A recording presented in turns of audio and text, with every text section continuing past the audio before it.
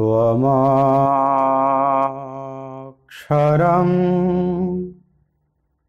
परमं वेदितव्यं त्वमस्य विश्वस्य परं निधानम् त्वमव्ययः शाश्वत धर्मगोप्ता सनातनस्त्वं पुरुषो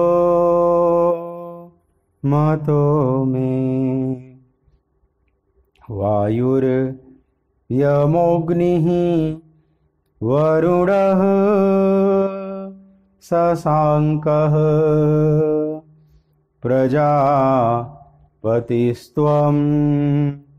प्रपितामहश्च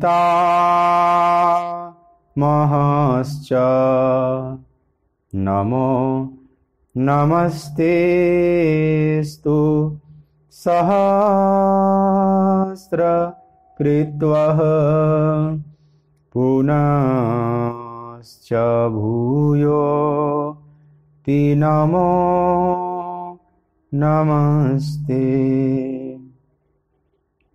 बोलिए भक्तवत्सल भगवान की जय।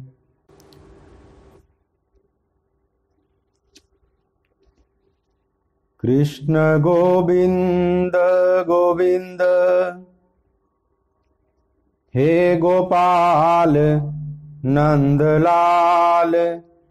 कृष्ण गोविंद गोविंद हे गोपाल नंदलाल।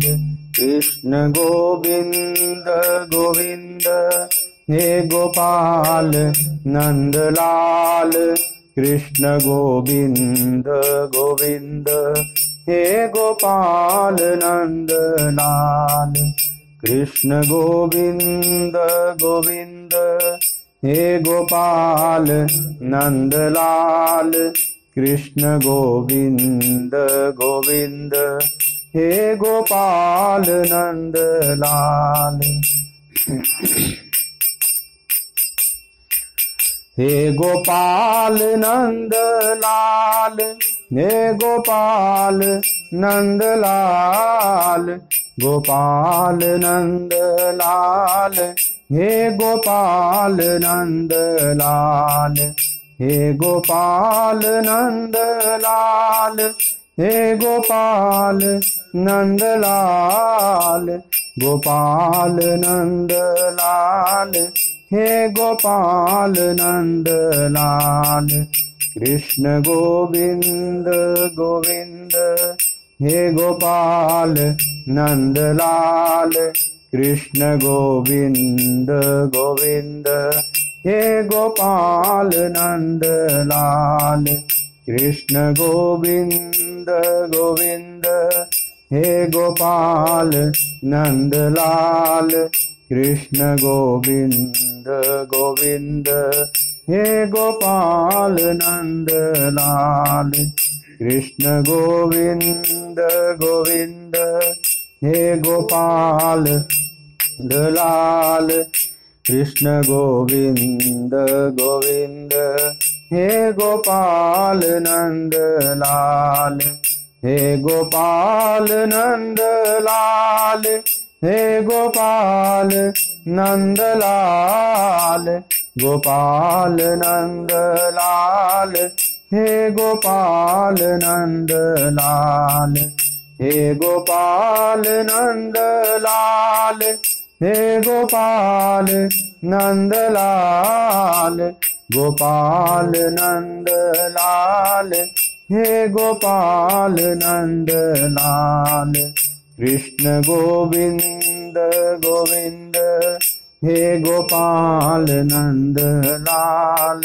कृष्ण गोविंद गोविंद हे गोपाल नंदलाल। कृष्ण गोविंद गोविंद हे गोपाल नंदलाल। कृष्ण गोविंद गोविंद हे गोपाल नंदलाल। बोलिए भक्तवत्सल भगवान की जय।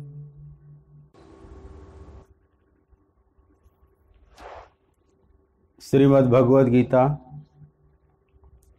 ज्ञान यज्ञ के इस मांगलिक सत्संग सत्र में मेरी तरफ से, आराधना कुंज की तरफ से, श्रीधाम वृंदावन की तरफ से आप सभी प्रभु चरण अनुरागी गीता प्रेमी भक्त वृंदों का बहुत बहुत हार्दिक स्वागत है।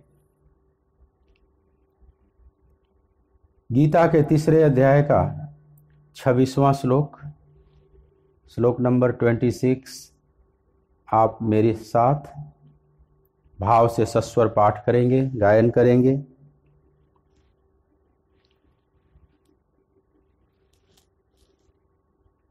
न बुद्धि भेदम जनयेद अज्ञानाम कर्म संगिनाम जो सयेत सर्वकर्माणि विद्वान् युक्तः समाचरन्। न बुद्धिभेदं जनयेत् अज्ञानां कर्मसंगिनां जोषयेत् सर्वकर्माणि विद्वान् युक्तः समाचरन्। तथा परमात्मा के स्वरूप में अटल स्थित हुए ज्ञानी पुरुष को चाहिए कि वह शास्त्र विहित कर्मों में आसक्ति वाले अज्ञानियों की बुद्धि में भ्रम अर्थात कर्मों में अश्रद्धा उत्पन्न न करे, किंतु स्वयं शास्त्र विहित समस्त कर्म भली भांति करता हुआ उनसे भी वैसे ही करवावे।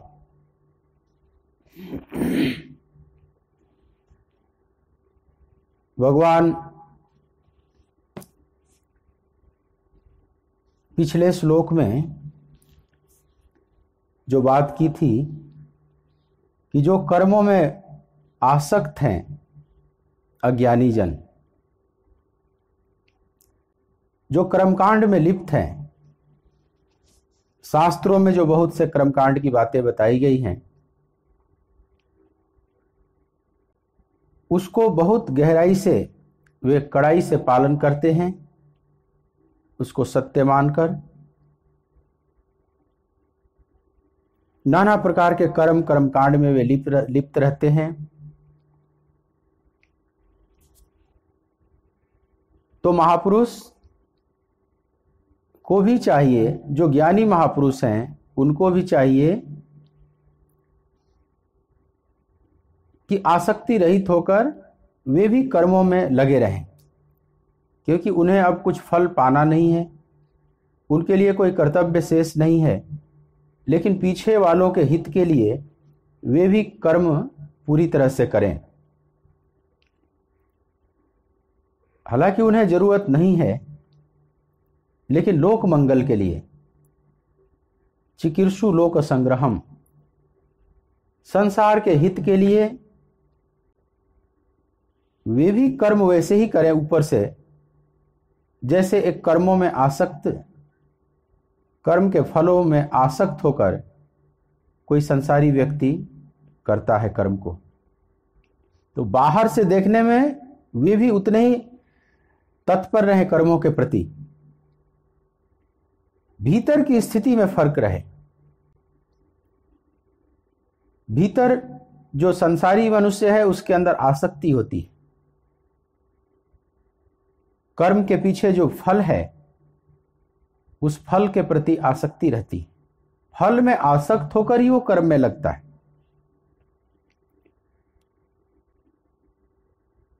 लेकिन जो ज्ञानी जन हैं उनकी फल में आसक्ति नहीं, क्योंकि जो पाने योग्य फल है वो पा चुके हैं, परमात्मा रूपी फल उनके जीवन में लग चुका है, उनके मनोरथ पूर्ण हो चुके हैं।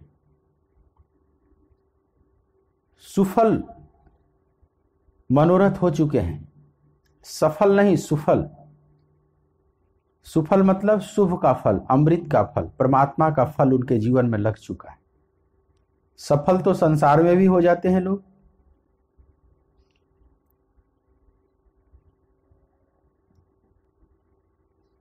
एक संसारी व्यक्ति भी किसी सांसारिक विषय की कामना लेकर बहुत परिश्रम कर रहा है, कर्म कर रहा है, और कई बार उसको वह वस्तु मिल जाती है, एक अर्थ में सफल हो गया,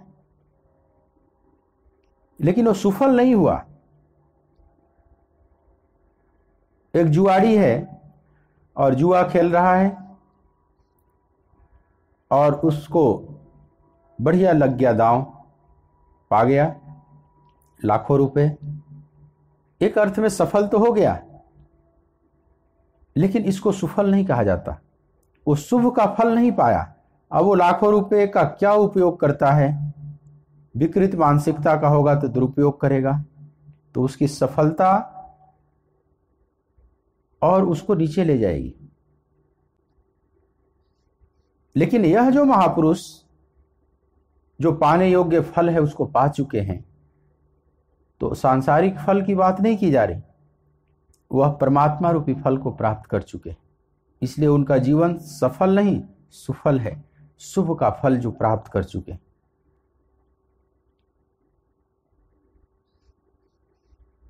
तो वे किस कारण से कर्म करें? तो लोक मंगल के लिए, मानवता का हित हो, सबका कल्याण हो, इस भाव से कर्म करें। तो ऊपर से तो कर्म करते हुए एक जैसे दिखेंगे दोनों, एक संत भी और एक संसारी भी। भगवान कहते हैं पूरा जो संत जन है वे भी पूरे कर्मों में लगे। ऊपरी स्थिति एक जैसी दिखे, लेकिन भीतरी स्थिति में फर्क हो। जो संसारी है वह कामना से युक्त होकर कर्म कर रहा है, जो संत हैं निष्काम भाव से कर रहे हैं। ये भीतरी स्थिति है, इसमें फर्क है।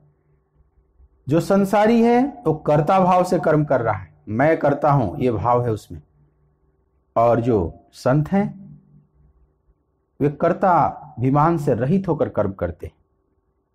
करने कराने वाले प्रभु हैं, मैं तो सिर्फ यंत्र मात्र हूं। कर्तृत्वाभिमान नहीं है, निष्कामता है और कर्तृत्वाभिमान रहित है। तो ऐसा कर्म बंधन तैयार नहीं करता। ऐसे महापुरुष केवल लोकहित के लिए कर्म करते हैं, अपने लिए न उनके लिए कोई बंधन है न मुक्ति है। लेकिन भगवान कहते हैं कि कर्म में लगे। अपना उदाहरण भी दिए हैं कि जैसे मैं लगा हुआ हूं, संत जन लगे हुए हैं, हे अर्जुन तुम भी उसी तरह से लग, तुम भी आदर्श पुरुष है जगत का, तुम भी लग। और इस श्लोक में भगवान एक और महत्वपूर्ण बात कहते हैं 26वें श्लोक में कि न बुद्धि भेदम जनेत। जो अज्ञानी जन हैं, जो बहुत से कर्मकांड में लगे हुए हैं स्वर्ग इत्यादि फल को पाने के लिए, उनकी बुद्धि में भेद उत्पन्न न करें। जो ज्ञानी जन हैं,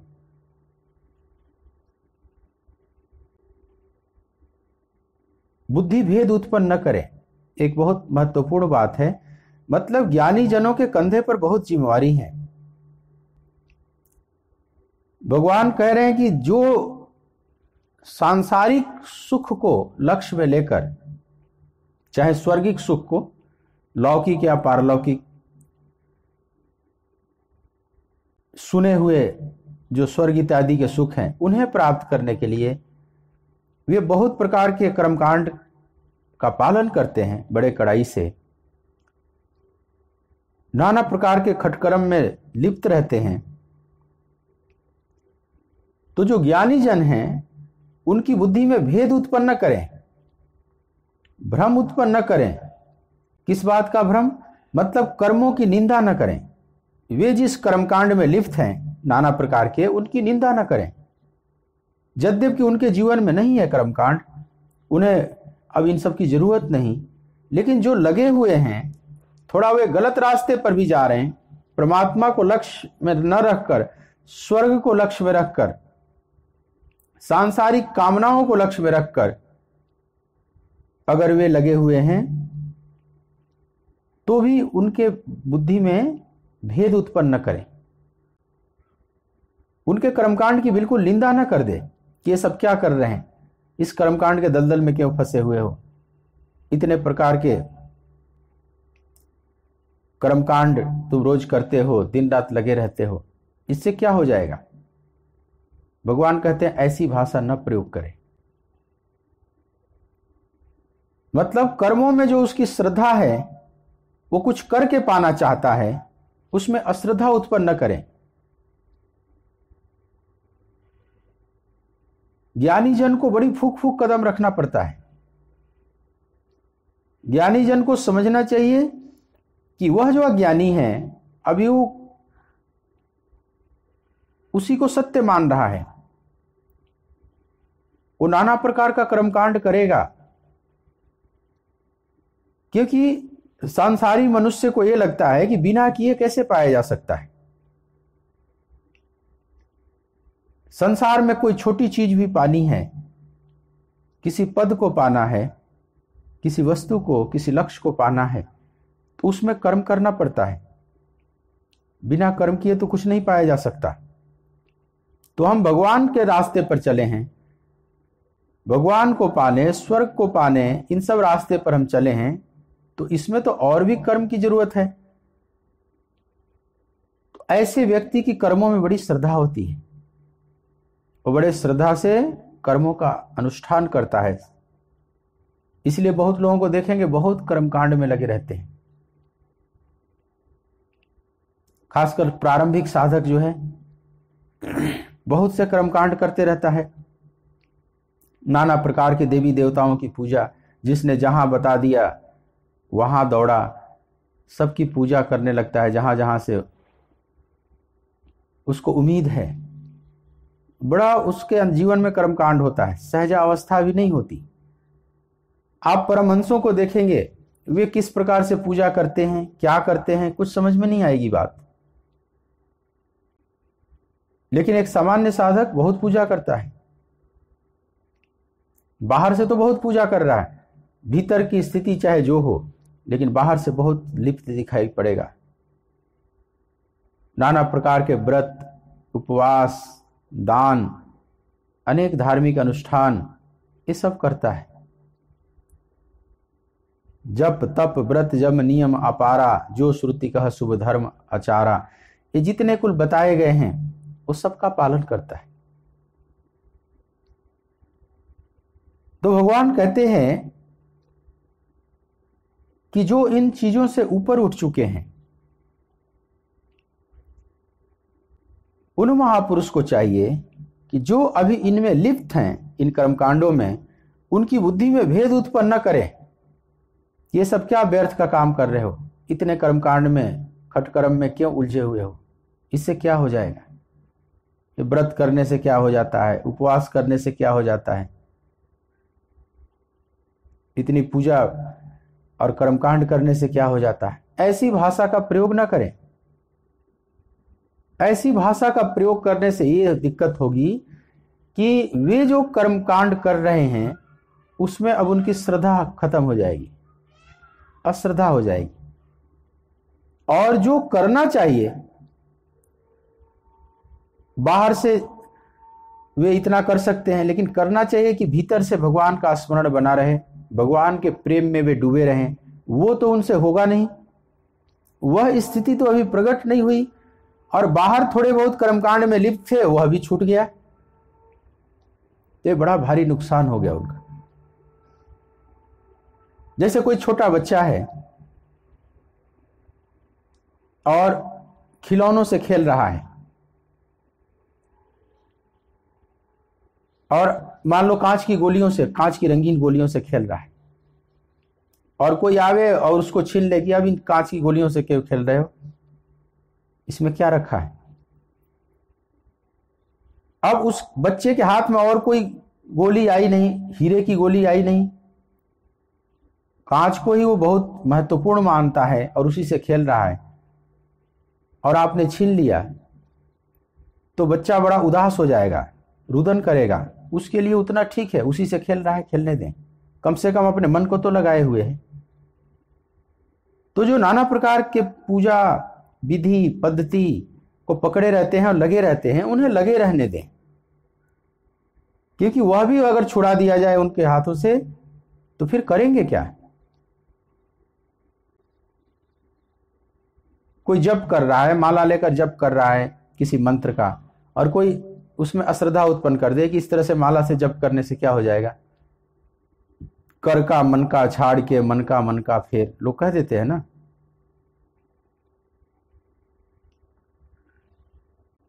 बड़ी आसानी से कह देते हैं कि कर का मन का छाड़ के मन का फेर। हाथ का जो मन का हाथ में लिए हुए हो 108 मनकों वाले माले को, उसको छोड़ दो, मन के को फेरो। ये ऊपर से जो राम राम जप रहे हो माला पर, एक एक मन के खिसकाए जा रहे हो, इससे क्या हो जाएगा। मन से राम राम करो, मन का फेर। कबीर के भजन को सट सुना देंगे सामने वाले को, बिना समझे कि कम से कम चलो बाहर से ही तो कर रहा है, बाहर से भी तो राम राम कर रहा है, माला को आधार बनाकर भी कर रहा है। एकदम से उसकी स्थिति ये नहीं आई है कि वो मन से जप कर सके, मन को राम में डुबा सके, या आंशिक डुबा पाता है, लेकिन कम से कम बाहर से तो कर रहा है ना। तो उसके उस भाव को भी क्यों छीना जाए। कर का मन का छाड़ के नहीं, ऐसे नहीं बोलना चाहिए। ये बोलना चाहिए कि ठीक है आप कर रहे हैं, ये भी इसका भी बड़ा भारी महत्व है। भाव कुभाव अनख आलस हूँ, नाम जपत मंगल दिसिदस हूँ। भाव से कुभाव से आलस्य से कैसे भी नाम जपो, नाम जपत मंगल दिशि दशा, दसों दिशा में मंगल ही है। एक तो ये दृष्टिकोण है। यही तुलसीदास जी फिर कहेंगे कि बिना प्रेम रिझे नहीं नटवर नंद किशोर। एक तरफ तो ये भी बोलेंगे कि बिना प्रेम के वो नहीं रिश्ता प्रभु। राम राम सब कोई कहे, ठग ठाकुर अरु चोर, बिना प्रेम रिझे नहीं नटवर नंद किशोर। राम राम तो सभी कहते हैं, ठग भी कहता है, एक भक्त भी कहता है, चोर भी कहता है। ये जो चोरी बेईमानी करने वाले लोग हैं, ये भी राम राम करते हैं, मुख में राम बगल में छुरी, और भक्त भी राम राम जपता है, लेकिन बिना प्रेम रिझे नहीं नटवर नंद किशोर। बिना प्रेम के वो प्रभु नहीं रिझता। केवल राम राम करने से नहीं हो जाएगा। राम राम में अंतर है, कहीं हीरा है कहीं पत्थर है। यही राम नाम कभी पत्थर की तरह भी हो जाता है, कहीं हीरे की तरह भी है। मैंने उसमें कितना भाव का संपुट लगा हुआ है। असली बात वो है। तो मान लो कोई राम राम कर रहा है, ऊपर से ही कर रहा है बेचारा, मन नहीं लग रहा है, फिर भी जप रहा है, गुरु की आज्ञा का पालन कर रहा है, इतना माला जपना है, रोज इतनी संख्या पूरी करनी है, मान लो आज्ञा पालन ही कर रहा है, उसका मन बिल्कुल नहीं रुक रहा है, वो अपने मन को रो रहा है सबके सामने कि मेरा मन नहीं रुकता है। केवल कर का मन का चल रहा है, मन का नहीं चल रहा है। मन तो अपना पूरा उड़ान भर रहा है संसार में, संकल्पों की बाढ़ आई हुई है, संकल्पों की तरंगें उठ रही हैं, ज्वार भाटा उठ रहे हैं हमारे मन में। केवल मैं मन से, केवल तन से जप रहा। मान लो ईमानदारी से वो व्यक्ति स्वीकार कर रहा है, और कोई सामने वाला खंडन कर दे कि ये बाहर से जपने से क्या हो जाएगा। असली तो बात है भीतर का। तो भीतर से अगर तुम्हारा मन स्थिर नहीं है तो बाहर से जपने से कुछ नहीं होगा।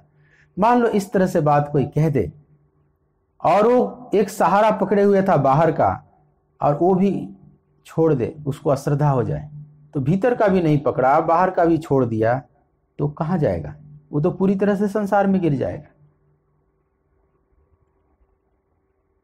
तो संत जन कहते हैं कि नहीं, चलो तू जैसे जप रहे हो चलो, तो कैसे भी लगो, भाव कुभाव अनख आलस, भाव बने तब तो जपो ही, लेकिन न भी भाव बने, भाव कुभाव, अभाव ही नहीं कुभाव, भगवान के प्रति कभी गुस्सा आ जाए, भगवान में अश्रद्धा हो जाए, कभी मन झुंझुलाए, उनसे झगड़ा करने का मन हो, उनसे द्वेष भाव आ जाए, तो भी कुभाव में भी जपो। कभी मन खिन्न हो या एकदम आलस्य में हो, कुछ करने जपने का मन नहीं कर रहा, तो भी जपो, कैसे भी मंगल होगा। नाम जपत मंगल दिशि दशा। तो संत जन को चाहिए कि इस तरह से जो जहां खड़ा है, जिस क्लास में है, वहां से ही उसको ऊपर उठाने का प्रयास करे। जैसे छोटे बच्चे को आप पढ़ाते हैं तो क कबूतर का ऐसे पढ़ाते हैं, ए फॉर एप्पल। अब एप्पल से और कबूतर से कोई लेना देना नहीं इन वर्णमाला का, इन अल्फाबेट्स का, लेकिन उन बच्चों के लिए बड़ा काम का है। बच्चों के लिए ये बड़े काम की चीजें हैं, वह क ख ग सीख पाएगा इसके माध्यम से। बड़े समझदार लोगों ने सब बनाया है,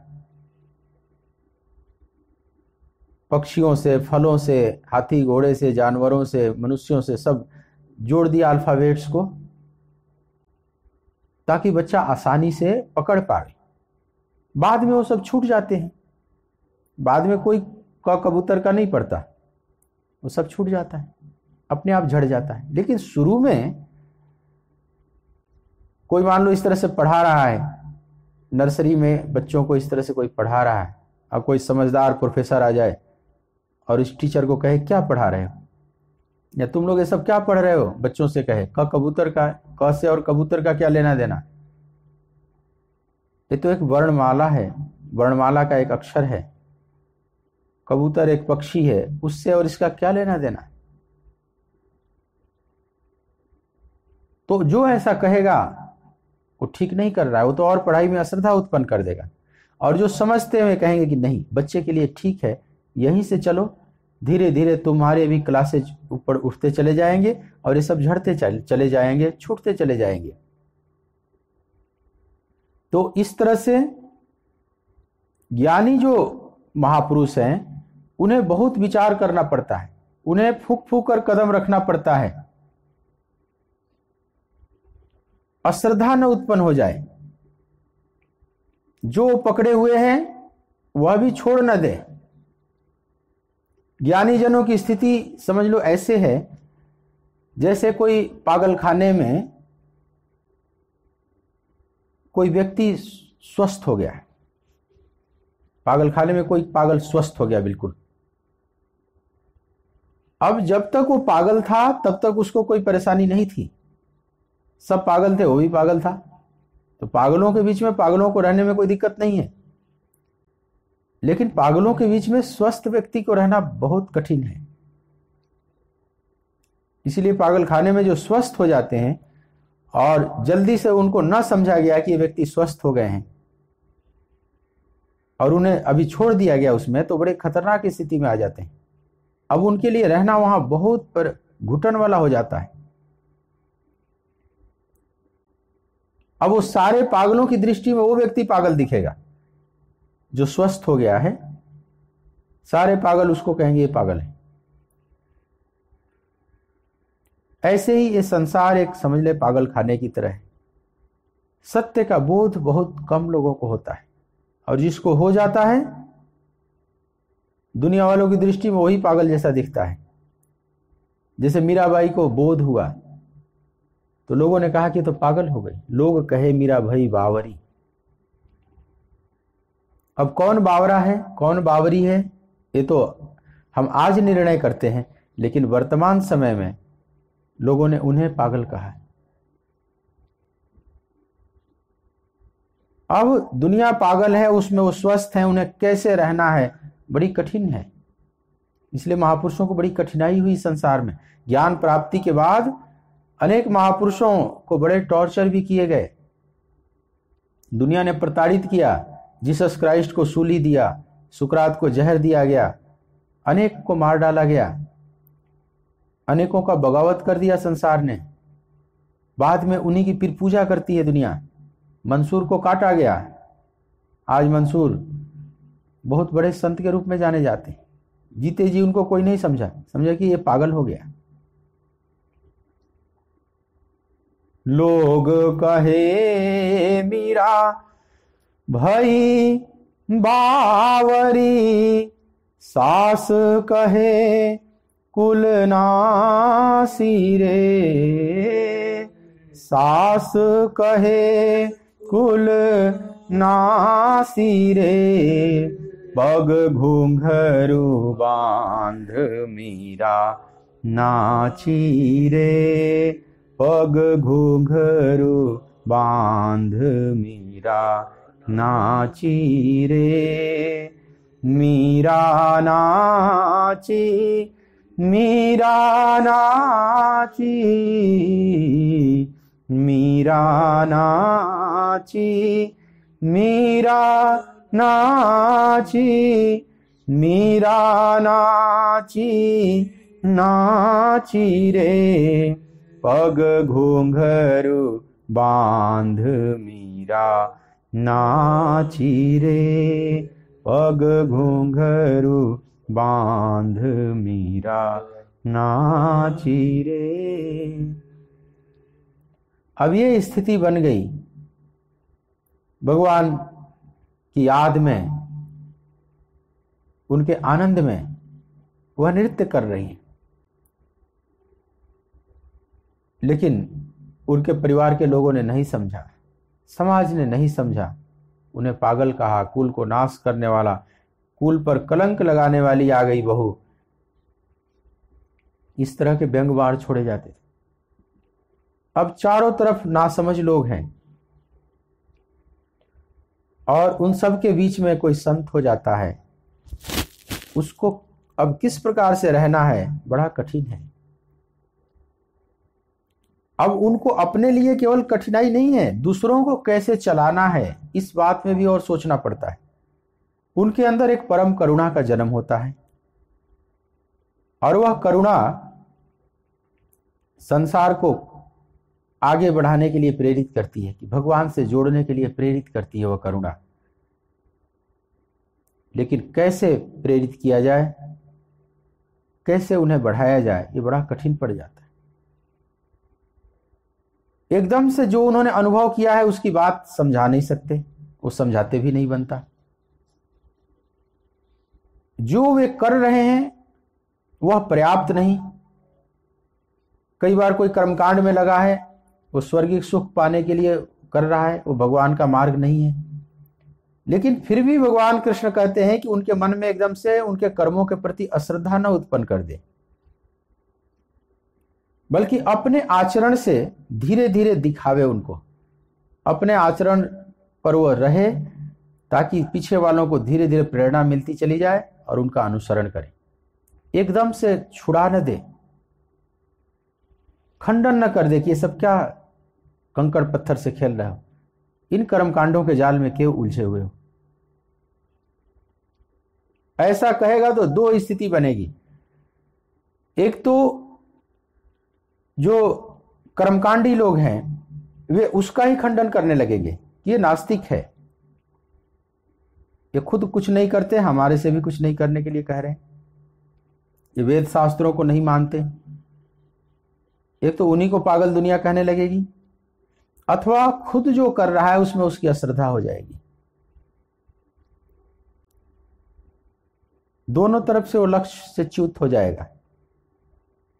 तो भगवान कहते हैं कि बड़ी नाजुक है ज्ञानी जनों की स्थिति, बड़े आराम आराम से संसारी लोगों को भगवान की तरफ लगाना है। वे बहुत कुछ कर रहे हैं उसी को सत्य मानकर, एकदम से न छुड़ा दे, उसी से खेल रहे हैं। जैसे बच्चा रंगीन गोलियों से खेल रहा है तो उसको खेलने दो, गुड़िया खिलौनों से खेल रहा है तो खेलने दो, उसके लिए गुड़िया खिलौना उस समय सत्य है, एकदम छीन न ले। वे जैसे तैसे भी अगर कोई नाम जप रहे हैं भगवान का तो उन्हें जपने दें। उनके लिए थोड़ा भी क्षीण प्रकाश भी धीरे धीरे पूर्ण प्रकाश में वह परिणित करने का माध्यम बनेगा। जैसे किसी के पास दिया है और दिए से ही निहार रहा है, छोटा दिया है तो उसी दिए के आलोक में उसको चलने दो। वो दिए को ही पूर्ण मानकर और उसी में आनंदित हो रहा है। और कोई कहे कि अरे इस छोटे से दिए से क्यों इतना आनंदित हो रहे हो, बाहर आओ, जरा घर से बाहर निकलो, सूर्य उदित हुए हुए, इस दिए से क्या तुझे लेना देना, इतने छोटे दिए से क्या हो जाएगा, तुम्हारा अंधकार कैसे मिटेगा। लेकिन नहीं, उसके लिए वो दिया भी बहुत महत्वपूर्ण है। उस छोटे से दिए से वो आनंदित हो रहा है, उसको आनंदित होने दें। उसके आनंद में आप खलल न उत्पन्न करें, उसके आनंद को बढ़ने दें। दिए से धीरे धीरे वो बाहर निकलेगा और सूर्य के किरणों को भी देखेगा, सूर्य की किरणों में भी वो आनंदित होगा। लेकिन अगर दिया छीन लिया, सूर्य को भी नहीं देखा, तो अंधकार में ही जीने के लिए विवश हो जाएगा। तो ज्ञानी जनों को चाहिए कि छोटे छोटे दिए से जो खेल रहे हैं उन्हें खेलने दें, धीरे धीरे उसको प्रेरणा दें कि आओ जरा खुले आकाश में, बाहर सूरज निकले हुए हैं, आप वहां आओ। बड़े सोच समझकर बातें करनी चाहिए। खंडन करना बहुत आसान है, मंडन करना बहुत कठिन है। बहुत लोग तुरंत खंडन कर देते हैं, ये सब दिए से भगवान की आरती कर रहे हो, निहार रहे हो, इससे क्या हो जाएगा। वो तो ज्योतियों का भी ज्योति है। ज्योतिषाम अपि तज्ज्योति ज्योति तमसः परम उच्यते। वह तो प्रकाश को भी प्रकाशित करने वाला है। ज्योतिषाम अपि तज्ज्योति, ज्योतियों का भी ज्योति है।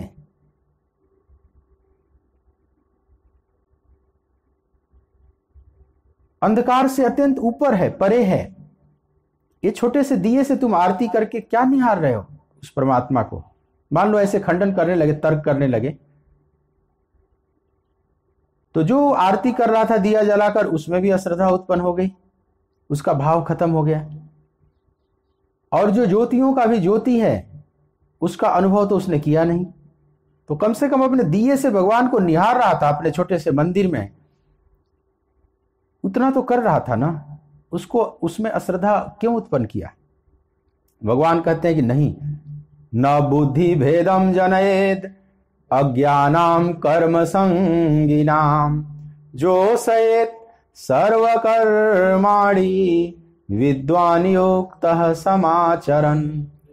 परमात्मा के स्वरूप में अटल स्थित हुए ज्ञानी पुरुष को चाहिए कि वह शास्त्र विहित कर्मों में आसक्ति वाले अज्ञानियों की बुद्धि में भ्रम अर्थात कर्मों में अश्रद्धा उत्पन्न न करे, किंतु स्वयं शास्त्र विहित समस्त कर्म भली भांति करता हुआ उनसे भी वैसा ही करवावे। ये बहुत महत्वपूर्ण श्लोक है इस अर्थ में। जो अपने को बहुत समझदार मानते हैं उनके लिए भगवान का निर्देश है। जो समझदार मानते हैं और उनकी दृष्टि में जो नासमझ दिखाई पड़ते हैं, तो उन नासमझों को कैसे समझदार बनाना है, कैसे भगवत पथ पर खींचना है, तो उन लोगों को इन श्लोकों को समझना चाहिए कि वो बुद्धि भेद उत्पन्न न करे, भ्रम न उत्पन्न करे। वो जो थोड़ा सा कर्मकांड कर रहा है, पूजा पाठ कर रहा है, उसमें अश्रद्धा न उत्पन्न करे। अगर वो दिया जलाकर आरती कर रहा है तो जलाने दे। ये ना कहें कि वो तो उसके प्रकाश से सारा जगत प्रकाशित है, ये दिया जलाने से क्या होगा। नहीं, कई लोग ऐसा करते हैं कि वो तो सबका नूर है, वो तो ज्योति स्वरूप है, ये प्राकृतिक ज्योति जला देने से क्या हो जाएगा। लेकिन वे नहीं समझते, वे भाव से नहीं सोचते, केवल बुद्धि से सोचकर खंडन कर देते हैं। राधे कृष्ण की ज्योत अलौकिक तीनों लोक में छाए रही है। भक्ति विवश एक प्रेम पुजारनी फिर भी दीप जलाए रही है। कृष्ण को गोकुल से राधे को, कृष्ण को गोकुल से राधे को बरसाने से बुलाए रही है, दोनों करो स्वीकार कृपा कर, जोगन आरती गाए रही है, दोनों करो स्वीकार कृपा करी, जोगन आरती गाए रही है। यह जो भक्त है यह भी जानता है कि राधे कृष्ण की ज्योत अलौकिक तीनों लोक में छाए रही है। वे अलौकिक हैं और उनकी अलौकिक ज्योति, अलौकिक प्रकाश तीनों लोकों में व्याप्त है। ये भक्त भी जानता है। जगत प्रकाश से प्रकाशक रामो, यह जगत प्रकाश से है तो उसका प्रकाशक राम है, वो प्रभु हैं। ज्योतिषाम अपि तत् ज्योति हैं, ज्योतियों के भी ज्योति हैं, यह जानता है। समस्त चेतनाओं के भी वो परम चेतना है, यह भी जानता है। तो राधे कृष्ण की ज्योत अलौकिक तीनों लोक में छाए रही है, पर भक्ति विवश एक प्रेम पुजारन फिर भी दीप दिखाए रहे। भक्ति और प्रेम से भरकर अपने घर के एक छोटे से मंदिर में ठाकुर की एक प्रतिमा स्थापित करके और दिया जलाकर उस दिए के प्रकाश में प्रभु को निहार रहा है और प्रभु का आह्वान कर रहा है कि आप आओ, विराजमान हो, मेरी पूजा स्वीकार करो। जबकि वह यह भी जानता है कि वह परमात्मा सब जगह व्याप्त है। वह भी सत्संगों में सुना है, संतों के माध्यम से सुना है, शास्त्रों में पढ़ा है कि हरि व्यापक सर्वत्र समाना, समान रूप से सर्वत्र वह परमात्मा व्याप्त है, वह सब जानता है। लेकिन फिर क्यों पुकार रहा है? कृष्ण को गोकुल से राधे को बरसाने से बुलाए रही है। सब जानते हुए भी वह बुलाता है, सब जानते हुए भी अपने दिए के प्रकाश से उसको निहारता है। यह जानते हुए कि हमारी छोटी सी सेवा से उसका कुछ भला नहीं होने वाला है, लेकिन फिर भी नहलाता है, भोग लगाता है, श्रृंगार करता है, सब करता है। अष्टयाम सेवा करता है, वो ठाकुर सेवा करता है। कोई कहे कि ये ठाकुर सेवा है, मूर्ति की सेवा, पत्थर की सेवा कर देने से क्या हो जाएगा? तो उसने अश्रद्धा उत्पन्न कर दिया। नहीं, उसको करने दो, उसको आनंद आ रहा है तो आनंद आने दो, करने दो। वह दिन रात 24 घंटे लगा हुआ है, जैसे कोई मां अपने छोटे शिशु की सेवा में लगी रहती। तेरी पूजा करूं आठों याम, मेरे अलबेले श्याम। आठों याम लगा हुआ है उसी अपने विग्रह के साथ, और कोई उसमें अश्रद्धा उत्पन्न कर दे, ये मूर्ति, ये विग्रह, ये भूत परस्ती, इसमें क्या रखा हुआ है? तो नहीं जानता, वो नासमझ है, उसको लगे रहने दो। भोर भये ते सांझ ढले तक, सेवा को नित नेम हमारो। स्नान करावे वो वस्त्र ओढ़ावे, वो भोग लगावे वो लागत प्यारो। कब ते निहारत आपकी ओर, कब ते निहारत आपकी ओर, कि आप हमारी ओर निहारो। राधे कृष्ण हमारे धाम को जानी, वृंदावन धाम पधारो। राधे कृष्ण हमारे धाम को जानी, वृंदावन धाम पधारो। आठों याम 24 घंटे वो लगा हुआ है। कमठ अंड की नाई, जैसे कछुआ अंडा दे देता है किनारे, तालाब में है और किनारे आकर कहीं रेत में अंडा दे दिया, और तालाब में कछुआ तैरता रहता है और वहां से दृष्टि जमाए रखता है अपने अंडे पर। कहते हैं वो दृष्टि से अंडों का सेवन करते रहता, रहेगा कहीं भी दृष्टि वहीं पर रहेगी। ऐसे ही भक्त की दशा होती, किसी भी दशा में रहेगा, संसार में किसी भी अवस्था में रहेगा, उसकी दृष्टि प्रभु पर है। कमठ अंड की नाई, जैसे कछुआ अपने अंडे को हमेशा मन से सेवन करते रहता है। तो आठों याम 24 घंटे कहीं ना कहीं अपने मन को लगाए हुए है, अपने उस विग्रह के साथ खेल रहा है, आनंदित हो रहा है, और कोई आकर तुरंत खंडन कर दे कि यह काठ की, पित्तल की, पत्थर की मूर्तियों में क्या रखा है। बहुत आसान है, ये खंडन कर देना बहुत आसान है, लेकिन मंडन करना, फिर उसको पकड़ाओगे क्या। अगर कोई खंडन कर दिया और जो उसमें उसका मन लगा हुआ था उसमें भी अश्रद्धा उत्पन्न हो गई, वो छोड़ दिया और उसने पकड़ा नहीं, कुछ परम रस को कहीं से पकड़ नहीं पाया, तो न इधर का रहा ना उधर का, हो तो फिर और गिरेगा संसार में। भगवान कहते हैं कि नहीं, बुद्धि भेद उत्पन्न न करो। लेकिन संसार में अधिकांश बुद्धि भेद उत्पन्न कर देते हैं, ये बहुत बड़ी हिंसा है। तुरंत लोग खंडन कर देते हैं, इस पत्थर के पूजने से क्या होगा। पत्थर पूजे ते हरि मिले, तो मैं पूजूं पहाड़, याते तो चाकी भली, पीस खाए संसार।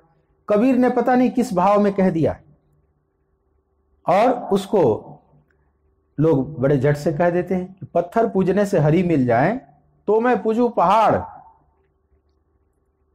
हालांकि कबीर जैसों के लिए भी भगवान का यहां निर्देश है, समझ लो कबीर जैसों के लिए यह श्लोक कहा गया है कि तुरंत कुछ भी ना बोल दो। पत्थर पूजने से हरि मिले तो मैं पूजूं पहाड़, फिर तो मैं पहाड़ पर ही जल चढ़ाऊं, उसमें बहुत से पत्थर हैं।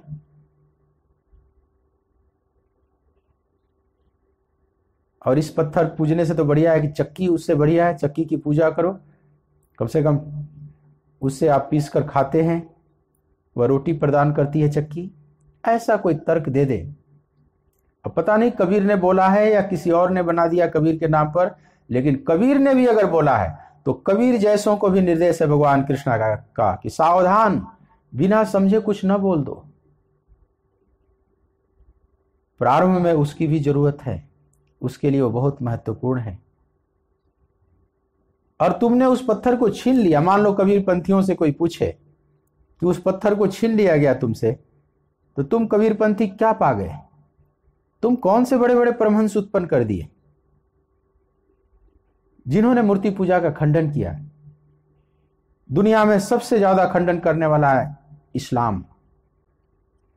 इस्लाम ने मूर्तियों को जितना तोड़ा, उसका जितना खंडन किया, बुत परस्ती के अगेंस्ट जितना उसने काम किया, उतना तो किसी चीज के पीछे काम नहीं किया। उन नासमझों को मूर्ति भंजन करने में जितना रस आया, उतना तो अपने काबा के पत्थर को चूमने में भी रस नहीं आया। यद्यपि पूरा पत्थर ही है, वो काबा में काला पत्थर है, वो पूरा पत्थर है, उसकी परिक्रमा करना, उसको चूमना, वहां मथा टेकना, खूब श्वेत वस्त्र धारण करके पूरी परिक्रमा करते हैं वहां जाकर, जैसे आप किसी मंदिर में परिक्रमा करते हैं श्वेत वस्त्र में। वैसे तो जितने आतंकवादी संगठन है बड़े काले काले कपड़े पहनते हैं, लेकिन काबा में अलाउड नहीं है, वहां पर पूरा श्वेत वस्त्र, धोती की तरह, वो भी बिना सिला हुआ वस्त्र, ऐसे लगते हैं जैसे भारतीय साधु संत हों। परिक्रमा सिर्फ उल्टी करते हैं, आप दाहिने रखकर करते हैं, वह बाएं रखकर करते हैं। फिर उस पत्थर को चूमेंगे, काबा को चूमेंगे बड़े भाव से। उस कोर्ट यार्ड में, जो काबा का कोर्ट यार्ड है, उसमें आप देखो परिक्रमा करते हुए, चूमते हुए, आप वीडियो में देख सकते हो। अपने उस पत्थर को बचा लेंगे बस, वो पत्थर नहीं है जैसे, वो कुछ और है। और दुनिया में जितना बाकी मूर्तियों को तोड़ने में इस्लाम ने रस लिया, उतना तो शायद वो अपने नमाज पढ़ने में भी रस नहीं लेते, उनको बड़ा आनंद आया। लेकिन तुमने पत्थर तोड़ा, यद्यपि एक पत्थर की पूजा कर ही रहे हो। शैतान को पत्थर मारते हैं, एक पत्थर मारने का रस्म पूरा करते हैं, उसमें इतनी भगदड़ मचती है, कई बार मर जाते हैं कितने, जैसे कुंभ मेला के भगदड़ में कई लोग मर जाते हैं ना, ऐसे उस शैतान को पत्थर मारने वाला जो रस्म है, उसमें इतना रस लेते हैं कि कई मर जाते हैं भगदड़ में। अब वहां शैतान बैठा हुआ है, उस पत्थर से पत्थर मार रहे हैं, उनको ये नहीं दिखाई पड़ता कि पत्थर पर ही पत्थर मार रहे हो। लेकिन अपने रस्मों को तो बचा लिए हो, ठीक है, लेकिन बाकियों के रस्म रस्म नहीं है, उसके पीछे भी तो कुछ भाव छुपा हुआ है। तुम क्या तर्क दे सकते हो? तो काबा के पत्थर को चूमते हो, इसमें क्या तर्क है तुम्हारा? तुम्हारे नबी ने चूमा है। ऐसे ही सबके तो नबी हैं, सबके तो महापुरुषों ने कुछ निर्देश दिया है, उसको वैसे करने दो। लेकिन नहीं, हम जो कर रहे हैं ठीक है, वही काम कोई दूसरा कर रहा है, वो सब काफिर हो गए। और उसमें जो शैतान प्रकृति के लोग हैं, इसी भाव को धारण करके जितना कहर मचाया इस पृथ्वी पर, जितने पृथ्वी को बेरौनक किया, आसुरी भाव से भर दिया, उतना कोई भी नहीं किया। लेकिन प्रश्न उठता है कि तुमने पत्थरों को तोड़ा मानव बुद्ध परस्ती कह के, लेकिन तुमने पाया क्या? तुम कौन बहुत उन्नत किस्म के महापुरुष पैदा कर सके संसार में? यहां तक कि आप उल्टा देखेंगे, ये जितने मूर्ति भंजक हैं, इनमें बड़े निकृष्ट लोग पैदा हुए ज्यादा, सबसे ज्यादा टेररिस्ट, आतंकवादी, दुष्ट स्वभाव के उनके बादशाह, क्रूर शासक, सबसे ज्यादा पैदा किया। खून से हाथ रंगे हुए हैं, दुनिया थूक रही है, हर जगह दुनिया में बदनाम हो गए। कोई भी आदर से अब उनको ग्रहण नहीं करना चाहता, ना अपने कोई देश में एंट्री देना चाहता है, न उनसे कोई मित्रता करना चाहता है। मजबूरी में जरूर कर रहा है, लेकिन कोई करना नहीं, हर जगह संशय की दृष्टि से देखे जा रहे हैं। तुमने कोई कीमती व्यक्तित्व तो पैदा किया नहीं, लेकिन जिसको तुम काफिर कहते हो, उनमें देख सकते हो कि एक से एक उच्च महापुरुष पैदा हुए। उनकी गहराई, उनकी और ऊंचाई को तुम छू नहीं सकते। तो भगवान यहां यह कहना चाहते हैं कि अगर कोई किसी मार्ग से लगा हुआ है, नाना प्रकार के कर्मकांड में भी लगा हुआ है, तो तुम उसको छीनो मत, बल्कि जो सहित सर्वकर्माणि विद्वान युक्त समाचरण, अपने आचरण से उसका मार्गदर्शन करो। आप श्रेष्ठ पथ पर चलते रहें, धीरे धीरे वो आपको फॉलो करेगा। आप छीनो मत, आप उसको चलने दो। जिस दिए से वो आनंदित हो रहा है, उसको दिए से आनंदित होने दो, उसका दिया छीनो मत, नहीं तो और अंधकार में चला जाएगा। अभी सूर्य का उसको बोध नहीं, सूर्य से आंखें भी नहीं मिला सकता, वो छोटे से दिए से ही आंखें मिला सकता है, तो उसके लिए वही महत्वपूर्ण है। तो ज्ञानी जन के लिए भगवान का निर्देश है कि अज्ञानी जनों के कर्मों में अरुचि न उत्पन्न करें, अश्रद्धा न उत्पन्न करें, क्योंकि अज्ञानी जन के लिए भी कर्म करना बहुत जरूरी है, उनके लिए वो महत्वपूर्ण है, उन्हें लगे रहने दें। इसीलिए कभी कभी शुद्ध सत्य की घोषणा भी खतरनाक हो जाता है, कई बार मिश्रित सत्य भी बोला जाता है। जैसे बच्चे को क कबूतर आप सिखाते हैं, तो ये शुद्ध सत्य नहीं है, ये मिश्रित है, लेकिन बच्चे को सिखाने के लिए हर उपाय आप अपनाते हैं। ऐसे ही अध्यात्म में आगे बढ़ाने के लिए, साधक को किसी भी प्रकार से रुचि उत्पन्न करने के लिए, खींचने के लिए, महापुरुषों ने कई बार अशुद्ध सत्य भी बोला है, क्योंकि शुद्ध सत्य झेल नहीं पाएगा। तो थोड़ा मिश्रित करो, थोड़ी रोचक कहानियों का निर्माण किया गया, उसमें काल्पनिकता भी डाली गई, कुछ वास्तविकता कुछ काल्पनिकता मिलाकर उसमें रस उत्पन्न किया गया, क्योंकि उसको वही चाहिए। जैसे कोई छोटा बच्चा है, कार्टून देखता है, वो कार्टून चैनलों को देखता है बहुत रस से, उतना तो आप धार्मिक चैनल भी शायद नहीं देखते हैं जितना वो रस से देखता है। बड़े लोग जानते हैं कि इन कार्टूनों में बहुत कुछ नहीं है, न कोई बढ़िया संवाद है, न कोई बहुत उच्च उपदेश है, न कोई अध्यात्म है, बहुत थोड़ी थोड़ी बातें, और सब काल्पनिक बहुत ज्यादा हैं, हवाई बातें ज्यादा हैं, हाइपोथेटिकल बातें ज्यादा हैं। लेकिन बच्चे को रस आता है, बच्चा उतना ही समझ पाएगा, उससे ज्यादा नहीं समझ। तो उसके कार्टून को बंद मत करो, उस कार्टून चैनल के माध्यम से ही वो कुछ सीख पाएगा। आप गुड़ सीरियल उसको दिखाना शुरू कर दोगे, उससे कुछ नहीं पाएगा, भले वो कितना भी गहन हो। कोई फिल्म हो, फिल्म की कोई स्टोरी हो, कोई धारावाहिक चल रहा हो, बहुत गहन बातें, बहुत दार्शनिक बातें उसमें हो रही हो, उससे बच्चे का भला नहीं हो पाएगा। उन दार्शनिक बातों को पकड़ नहीं पाएगा और वो कार्टून भी छूट गया उसके हाथ से। तो कम से कम कार्टून के माध्यम से ही कुछ सीखता था, उसका बौद्धिक विकास हो रहा था, तो उसके बौद्धिक विकास को होने दें, उसके लिए वो लाभदायक है। धीरे धीरे बच्चा जब बड़ा होगा, उसकी बुद्धि विकसित होती चली जाएगी, अपने आप वो कार्टून देखना छोड़ देता है। अब वो सूक्ष्म थोड़ा देखना शुरू करेगा, सूक्ष्म से सूक्ष्मतर सूक्ष्मतम की तरफ वो अपने आप बढ़ता चला जाएगा। आध्यात्मिक यात्रा भी कुछ ऐसे ही है। आध्यात्मिक यात्रा में भी क्रम क्रम से साधक बढ़ता चला जाता है, धीरे धीरे वह सूक्ष्मता में डूबता चला जाता है। लेकिन जो पीछे वाले हैं उनके मन में अश्रद्धा उत्पन्न न करें, एकदम से सूक्ष्मता की बात न करें। उसके लिए माला पर नाम जपना भी जरूरी है, पूजा पाठ करना भी जरूरी है, व्रत उपवास भी जरूरी है, तीर्थ यात्राएं भी जरूरी हैं। इन सब में अश्रद्धा नहीं उत्पन्न करनी चाहिए। उसी से चलते चलते वो महान तत्व को भी समझने लगते हैं। वास्तव में ज्ञानी जनों में करुणा होनी चाहिए। करुणा के माध्यम से वो सुधार चाहते हैं कि जो हमारे पीछे चल रहे हैं संसार में लोग, उनका सुधार हो। तो उद्देश्य है आपका कि उनमें सुधार हो। सुधार का मतलब उनका जीवन ऊपर उठे। असली बात तो ये है ना, आप उसको ऊपर उठाना चाहते हैं। ऊपर उठाने में कई बार मिश्रित बातें भी बोली जाए जिससे उसका जीवन ऊपर उठे, तो इसमें क्या दोष है। और कई बार शुद्ध सत्य से भी अगर उसका अहित हो रहा है तो शुद्ध सत्य क्यों बोला जाए।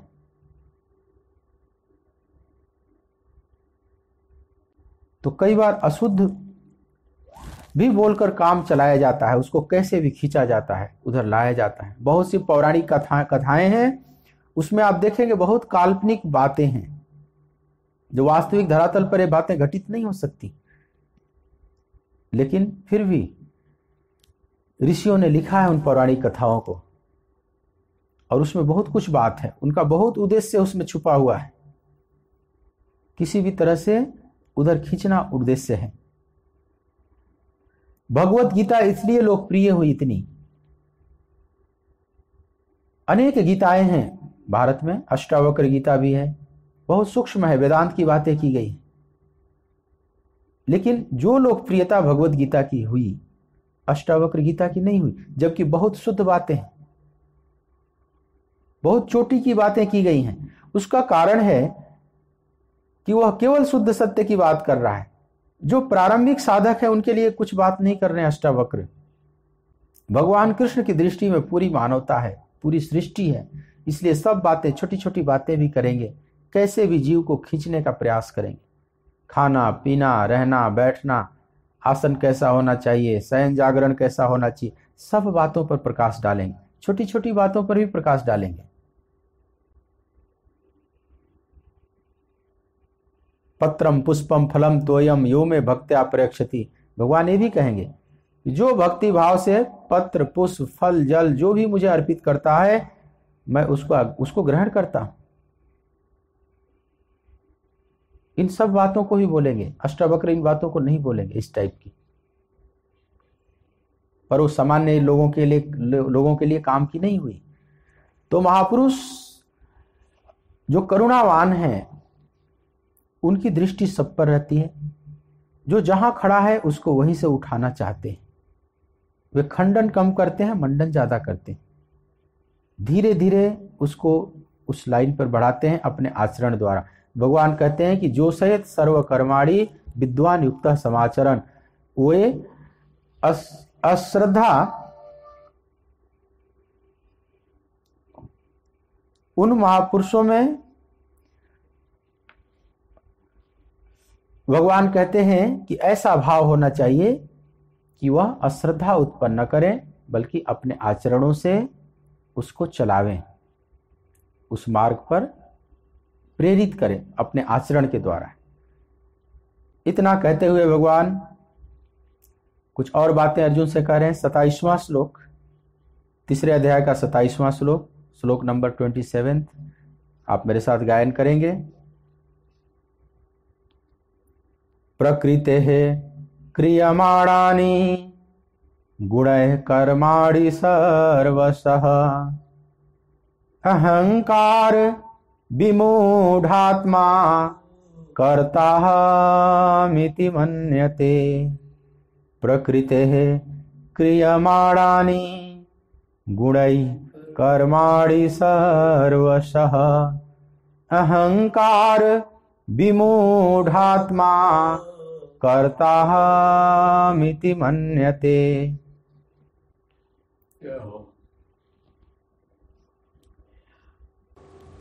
और हे अर्जुन, वास्तव में संपूर्ण कर्म सब प्रकार से प्रकृति के गुणों द्वारा किए जाते हैं, तो भी जिसका अंतःकरण अहंकार से मोहित हो रहा है, ऐसा अज्ञानी मैं करता हूं ऐसा मानता है।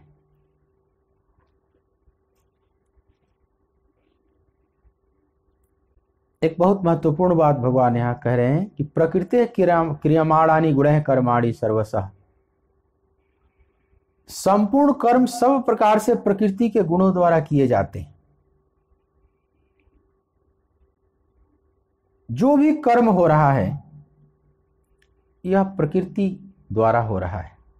एक बात तो आप इसको ठीक से समझ लें,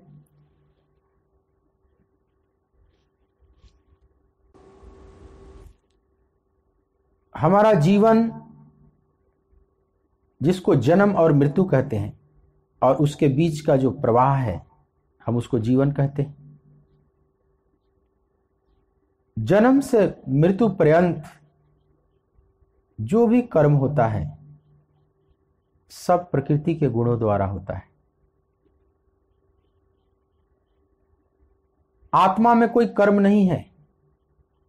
आत्मा में न कोई कर्तापन है, न कोई कर्म है, न कोई क्रिया है, न कोई विकृति है।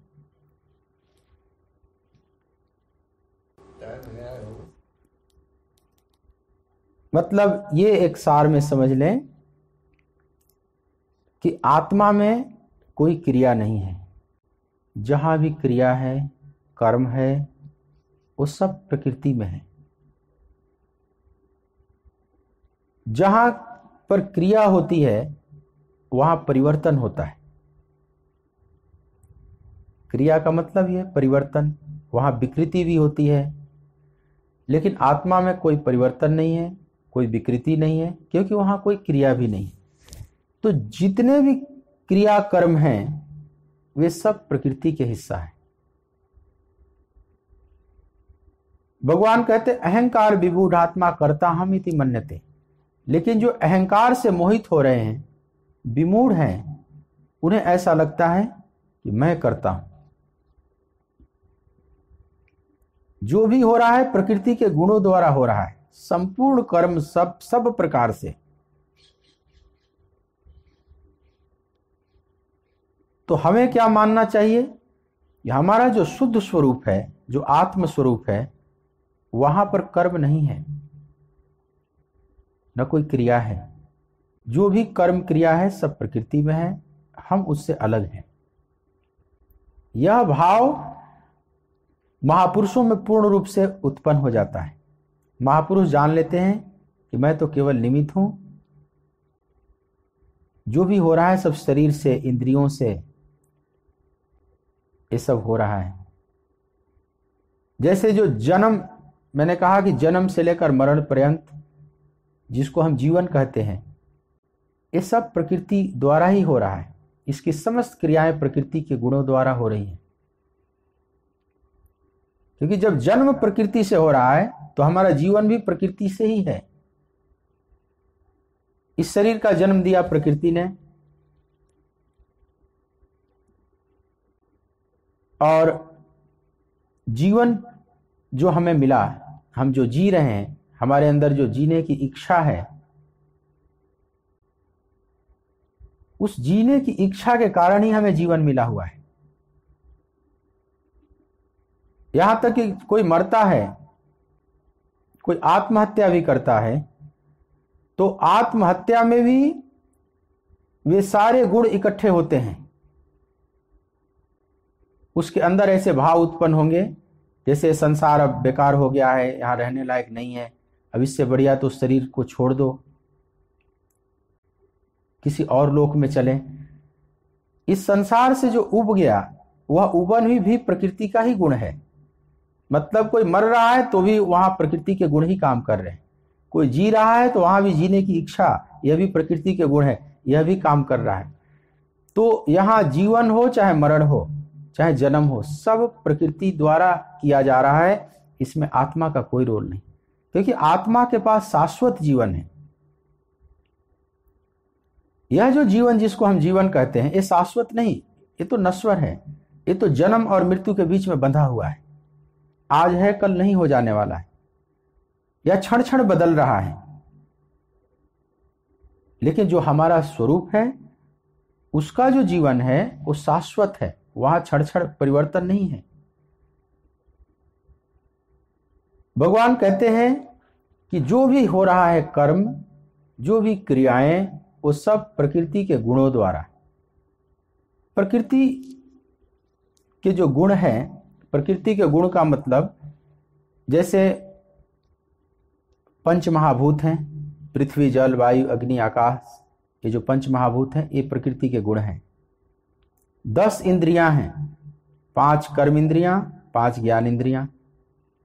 कर्म इंद्रियां में आंख, ये ज्ञान इंद्रियों में आंख नाक त्वचा जिह्वा, ये सब ज्ञान इंद्रियां हो गई। कर्म इंद्रियां हैं हाथ पांव वाक गुदा उपस्थ, ये सब मिलकर 10 इंद्रियां हो जाती हैं।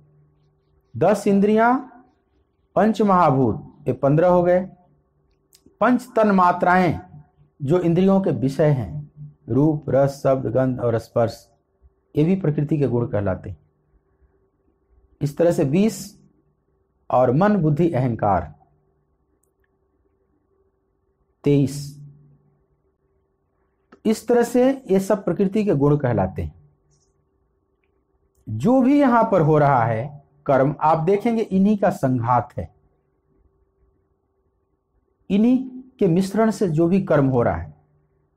जैसे मान लीजिए हम भोजन कर रहे हैं, भोजन का स्वाद आ रहा है, तो जो आप भोजन कर रहे हैं वो भी पंच महाभूतों से बना हुआ है। पृथ्वी जल वायु अग्नि आकाश, इन्हीं पंच महाभूतों का तो है कुछ भी।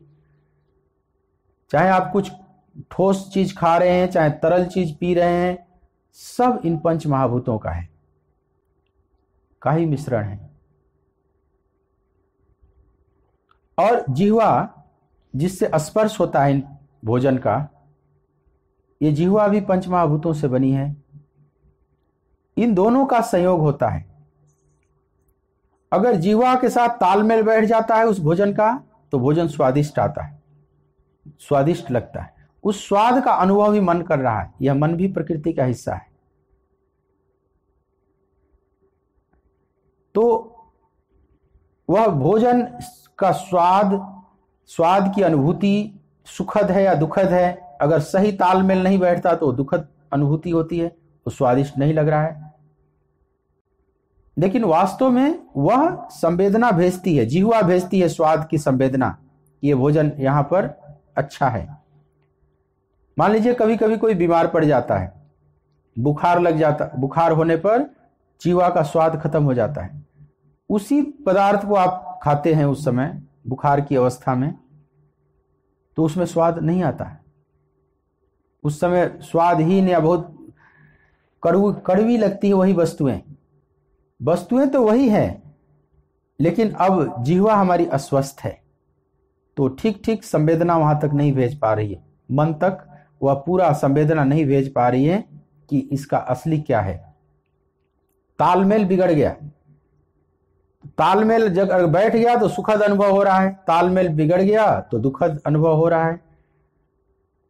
उसी तरह से आप कुछ भी जैसे सुन रहे हैं, कोई संगीत सुन रहे हैं कान के द्वारा, तो जो ध्वनि उठ रही है, किसी संगीत की ध्वनि तरंगें आ रही हैं, हमारे कान में प्रवेश कर रही हैं, कान के पर्दे को कंपित कर रही हो ध्वनि, और वह कंपन अगर हमारा तालमेल बैठ गया मन के साथ तो सुखद अनुभव होने लगता है।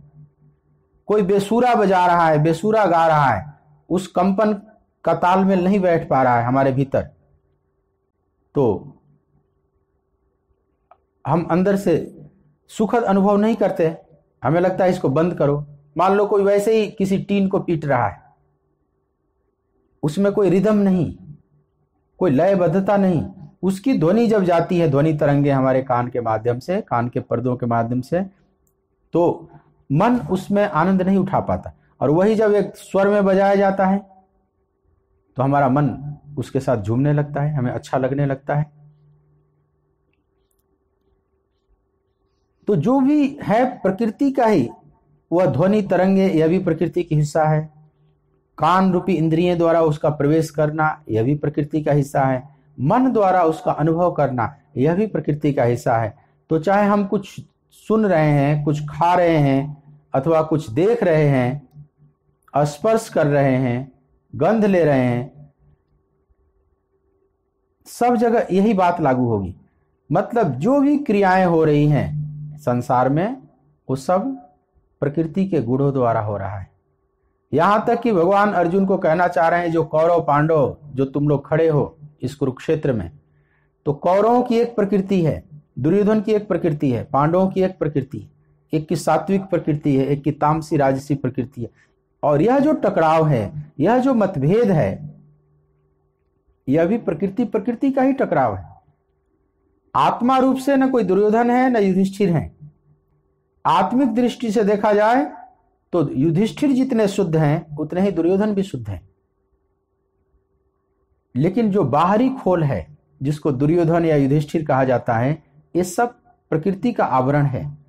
और इस आवरण में फर्क है। इसलिए कोई असुरों जैसा हो जाता है, कोई देवताओं जैसा हो जाता है, कोई संत जैसा दिखता है, कोई असंत जैसा दिखता है। ये संत असंत जैसा दिखना भी, ये भी प्रकृति में ही है। आत्मा में न कोई संत है न असंत है, आत्मा तो एक जैसी है। नित्य सर्वगत स्थाणुर अचलो अयम सनातन। किसी ने अपमान कर दिया, कोई अपमानित महसूस कर रहा है, तो अपमान करने वालों की एक प्रकृति है, जो अपमानित महसूस कर रहा है उसकी भी एक प्रकृति है। लेकिन वास्तव में आत्मा में न कोई अपमान है न कोई अपमानित होने जैसी चीज है। तो जहां तक हम प्रकृति में जीते हैं, जहां ये त्रिगुण से बनी हुई प्रकृति, तो यहां पर सब कर्म है, क्रिया है, मान है, अपमान है, देवताओं जैसा है, कोई असुरों जैसा है, कोई भला है, कोई बुरा है, ये सब प्रकृति में है। आत्मा में न आत्मा एक जैसी है, वहां पर कुछ भी नहीं है। तो भगवान कहते हैं जो ज्ञानी है इस बात को तो जान जाते हैं, लेकिन जो अहंकारी है, अहंकार विभूरात्मा कर्ता हम इति मन्यते, जो अज्ञानी अहंकार से मोहित हो रहे हैं, वे सोचते हैं कि मैं करता हूं। वास्तव में सब प्रकृति करती है। अपने में न कोई कर्तापन है, न कोई कर्म है, न क्रिया है, न बंधन है। यह भगवान कहना चाह रहे हैं। शेष चर्चा कल के प्रसंग में। आइए 2 मिनट कीर्तन करते हैं। श्री राधे गोपाल भज मन श्री राधे, श्री राधे गोपाल भज मन श्री राधे, श्री राधे जय जय राधे, श्री राधे जय जय राधे, श्री राधे गोपाल भज मन श्री राधे, श्री राधे गोपाल भज मन श्री राधे, श्री राधे जय जय राधे, श्री राधे जय जय राधे, श्री राधे गोपाल भज मन श्री राधे, श्री राधे गोपाल भज मन श्री राधे। बोलिए भक्तवत्सल भगवान की जय, सच्चिदानंद भगवान की जय। ओम नमः पार्वती पतये हर हर महादेव। जय श्री कृष्ण।